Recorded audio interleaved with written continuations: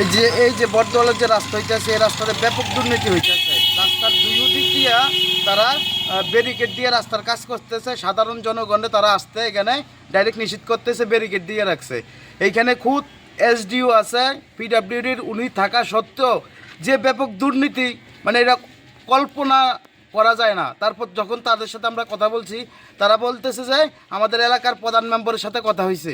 এখন তারাই জানে, আর এলাকার প্রধান মেম্বার জানে তার সাথে কি চুক্তি হয়েছে বা কি কথাবার্তা হয়েছে এই দুর্নীতি নিয়ে, এই রাস্তার দুর্নীতি নিয়ে, এটা আমরা বলতে পারবো না। তোমরা যখন তাদের সাথে কথা বলছো, মানে কি বলেছে, কত লোক ওরা ধরা? আমাদেরকে ধমকেশ্বরী বলতেছে আমাদের এলাকার প্রধান এবং মেম্বারের সাথে কথা হয়েছে, আমাদের কোনো কিছু বলার থাকলে তাদের সাথে গিয়ে কথা বলতে। এখন কী ব্যাপারে কথা হয়েছে বা কী নিয়ে কথা হয়েছে এটা আমাদের এখনও জানা নাই। এবং তোমরা যে বলছো মানে ফ্রিজ হালানো হয়নি, তা নিয়ে কি বলেছে?